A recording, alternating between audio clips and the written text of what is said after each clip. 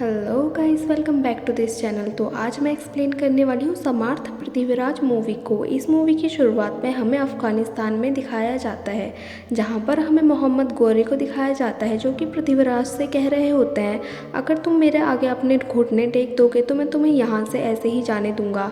लेकिन जो पृथ्वीराज होते हैं वो ऐसा करने से इनकार कर देते हैं। तो वो कहते हैं कि ठीक है, तुम्हें भूखे शेरों का सामना करना पड़ेगा। इसके बाद पृथ्वीराज के आगे एक शेर को छोड़ा जाता है, जिसको वो उसकी आहट को सुनकर उसको बहुत ही आसानी से हरा देते हैं। इसके बाद दो और भूखे शेरों को लाया जाता है और यहाँ पर बैठी जनता को लगता है कि अब तो पृथ्वीराज का बचना बहुत ही मुश्किल है। लेकिन इसके बाद वो उन दोनों शेरों को भी बहुत ही आसानी से हरा देते हैं। इसके बाद जो यहाँ पर गौरी होता है, पृथ्वीराज उससे एक सौदा करते हैं और कहते हैं कि मैं तुम्हारे आधे से ज़्यादा सैनिकों को हरा सकता हूँ, लेकिन इसके बदले में तुम्हें मेरे सभी सैनिकों को और लोगों को छोड़ना होगा और तुम्हें मेरी संपत्ति को भी वापस लौटाना होगा। और ये बोलते बोलते ही वो बेहोश हो जाते हैं, क्योंकि शेरों ने उनको घायल कर दिया होता है। इसके बाद मूवी को हमें फ्लैशबैक में दिखाया जाता है, जहाँ पर हमें दिखाया जाता है कि पृथ्वीराज का एक सेवक संयोगिता के लिए एक खत लेकर आया होता है और वो उस खत को ले लेती है। तब संयोगिता की सहेलियाँ उस सेवक से कहते हैं कि पृथ्वीराज से कहना कि वो जल्दी ही कन्नौज आकर संयोगिता को अपनी पत्नी बनाकर यहाँ से ले जाए। और हमें यहाँ पर पता चलता है कि संयोगिता और पृथ्वीराज आपस में प्रेम करते हैं।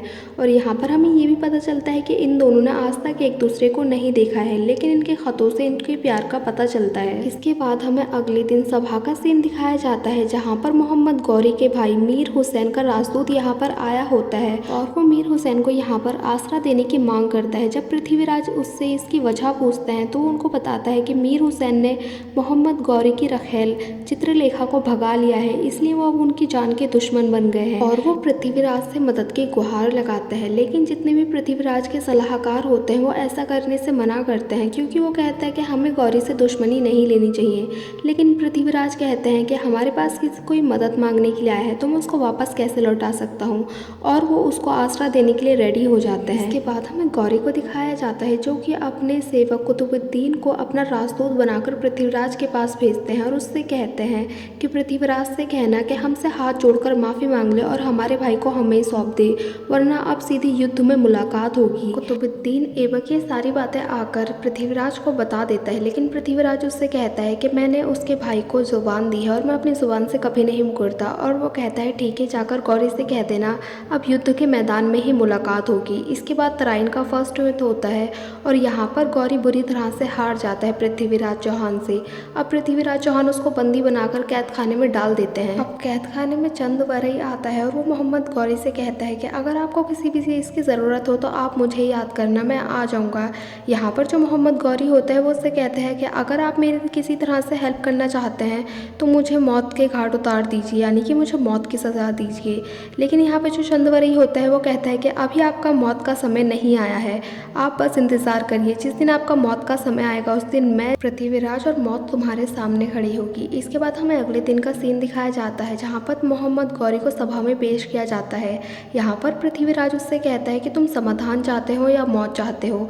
तो यहाँ पर जो मोहम्मद गौरी होता है वो पृथ्वीराज से कहता है कि मुझे मौत दे दे, वरना जब हम अगली बार आमने सामने होंगे तो मैं तुझे पराजित करूँगा और मैं तुझे मौत की सज़ा दूंगा, तो इसलिए तेरे लिए यही अच्छा होगा कि तू मुझे अभी मार दे। लेकिन पृथ्वीराज को पराजय का डर नहीं होता है, इसीलिए मोहम्मद गौरी को आज़ाद कर देते हैं। इसके बाद हमें एक जयचंद नाम के आदमी को दिखाया जाता है, जो कि दिल्ली पर शासन करना चाहता था, लेकिन यहाँ पर एक गुप्तचर आकर उसको बताता है कि दिल्ली की राजगद्दी पर अब पृथ्वीराज बैठने वाले हैं, जिसको सुनकर जयचंद गुस्सा हो जाता है और अब वो अपने नाना के पास जाता है और वो उनसे पूछता है कि आपने दिल्ली की राजगद्दी पृथ्वीराज को क्यों दे दी। तो उसके नाना उससे कहते हैं कि वो बहुत ज़्यादा काबिल है और वही उस गद्दी के लायक है। लेकिन यहाँ पर जो जयचंद होता है वो अपने भाई को अपना राजदूत बनाकर पृथ्वीराज के पास भेजता है। अब वो राजदूत पृथ्वीराज की सभा में आता है और उनसे कहता है कि कन्नौज के राजा चाहते हैं कि तुम दिल्ली का आधा हिस्सा उनको सौंप दो, नहीं तो वो तुमसे युद्ध कर कर पूरा दिल्ली छीन लेंगे और तुम्हारे हाथ में कुछ भी नहीं बचेगा। यहाँ पर बैठे सभी लोगों को गुस्सा आ जाता है और पृथ्वीराज को भी गुस्सा आ जाता है। वो कहता है कि मैं कुछ भी नहीं दूंगा और मैं युद्ध करने के लिए तैयार हूँ। अब जयचंद का भाई जब ये सारी बातें आकर जयचंद को बताता है तो उसको अपमान जैसा फील होता है और वो जो पृथ्वीराज होता है वो उससे सीधा मुकाबला नहीं करना चाहता है, इसलिए वो उसकी एक सोने की मूर्ति बनाता है और अपने दरवाजे के आगे रख लेता है, क्योंकि इस वजह से वो उसको छोटा मानने लग जाता है।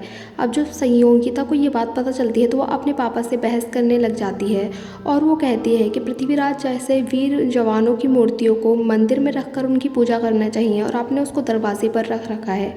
अब उनके पिताजी उससे पूछते हैं कि तुम उसकी इतनी तरफदारी क्यों कर रही हो, तो वो उसको बताती है कि मैं पृथ्वीराज से प्यार करती हूँ, अगर मैं कभी ज़िंदगी में शादी करूँगी तो पृथ्वीराज से ही करूँगी। अब उसके पापा को एक आइडिया आता है जहाँ पर वो संयोगिता का एक स्वयंवर रचाते हैं और वो यहाँ पर वो पृथ्वीराज के सभी दोस्तों और दुश्मनों को भी बुलाते हैं। अब स्वयंवर का दिन भी आ जाता है और जो कन्नौज राज्य के राज्य पुरोहित होते हैं वो संयोगिता से कहते हैं कि यहाँ पर आए हुए सभी राज्यों के राज्य कवि उनके बारे में आपको बताएंगे और जो भी राजा आपको पसंद होगा आप उसे चुन लेना। तो संयोगिता राज्य पुरोहित से पूछती है कि क्या मुझे चुनने का अधिकार है, तो राज्य पुरोहित उससे हाँ कहते हैं और जो संयोगिता होती है वो पृथ्वीराज की मूर्ति पर हार पहना देती है और तभी वहाँ पर पृथ्वीराज भी आ जाते हैं अपने कुछ साथियों के साथ और वो संयोगिता को अपने साथ यहाँ से ले जाते हैं। इसके बाद हमें दिखाया जाता है कि पृथ्वीराज संयोगिता के साथ माता भवानी की पूजा करने के लिए अपने राज्य से कुछ दिनों के लिए बाहर चले जाता है। इसी का फायदा उठा के जो उसके पिताजी होते हैं वो अपने सेनापति को हुक्म देते हैं कि पृथ्वीराज के राज्य पर हमला कर दो और गौरपुर किले पर हमला कर दिया जाता है। यहाँ पर जो उसके काका होते हैं पृथ्वीराज के, उनकी मृत्यु हो जाती है। जब पृथ्वी को ये बात पता चलती है तो बहुत ही ज़्यादा आक्रोश में आ जाता है और वो बदला लेने के लिए जाने ही वाला होता है कि तभी यहाँ पर जो चंदवरई होता है वो उसको रोक लेता है और वो उसको बताता है कि काका की आखिरी इच्छा थी कि उसको माफ़ कर दिया जाए। अब पृथ्वीराज जयचंद को माफ़ कर देता है और उसके काका की आखिरी इच्छा ये भी होती है कि जितने भी सैनिक शहीद हुए हैं उनका शोक न मनाया जाए बल्कि उत्सव मनाया जाए। और पृथ्वीराज ऐसा ही करता है और शहीद होने वाले सभी सैनिकों के बेटों को वो अपना सामान घोषित कर देता है। इसके बाद हमें अगले सीन में दिखाया जाता है कि जो जयचंद होता है वो दिल्ली के एक सौदागर से मिलता है और उससे कहता है कि तुम मेरा एक संदेश गौरी तक पहुंचा दो और वो उससे कहता है कि अगर वो पृथ्वीराज को मुझे मरा हुआ दे देगा तो मैं उसे मुंह मांगी कीमत दूंगा। अब वो सौदागर ऐसा ही करता है, वो गौरी के पास जाता है और संदेश को बताता है।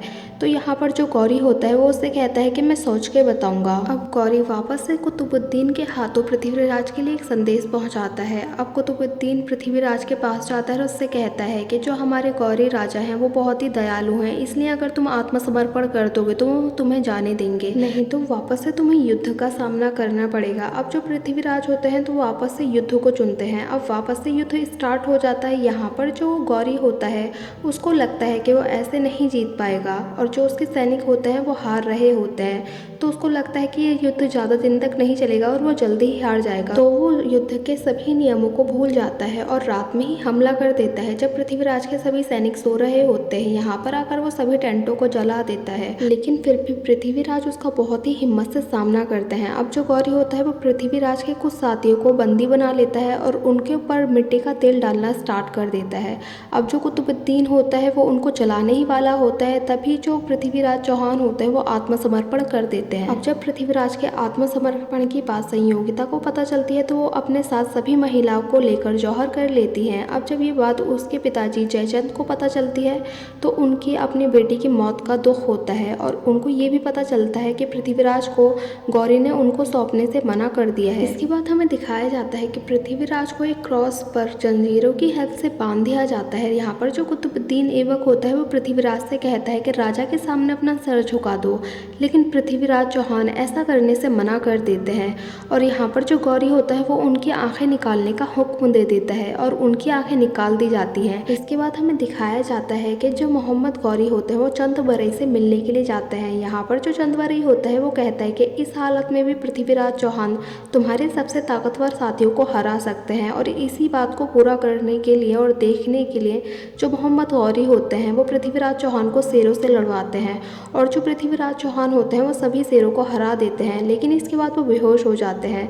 अब यहाँ पर कैद खाने में पृथ्वीराज चौहान से मिलने के लिए गौरी के कुछ सैनिक आते हैं और वो उससे पूछते हैं कि तुमने जो चुनौती दी थी क्या तुम उसे कल करने के लिए तैयार हो, और पृथ्वीराज चौहान हाँ में जवाब देते हैं। अब हमें अगले दिन का सीन दिखाया जाता है जहाँ पर वो लोग उनको 7 तीर देते हैं और कहते हैं कि अगर तुमने 7 लोगों को मार दिया तो तुम्हारे साथियों को छोड़ दिया जाएगा और यहाँ पर जो पृथ्वीराज चौहान कहते हैं कि वो कहते हैं मुझे 7 तीरों की ज़रूरत नहीं है, मुझे बस 1 तीर दे दो।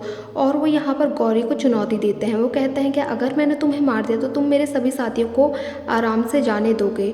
अब गौरी भी उनकी चुनौती को एक्सेप्ट कर लेता है, क्योंकि उनको लगता है कि पृथ्वीराज चौहान को आंखों से दिखाई नहीं देता, तो उसको कैसे ही मार पाएंगे।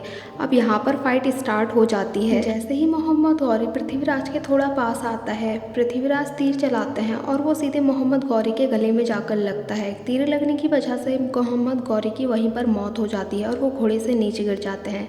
ये देखकर वहाँ पर बैठे सभी सैनिक गुस्सा हो जाते हैं और वो तीरों की बरसात करना स्टार्ट कर देते हैं। यहाँ पर चंद्रवरई और पृथ्वीराज को बहुत सारे तीर लग जाते हैं, जिनसे उनकी यहीं पर मौत हो जाती है।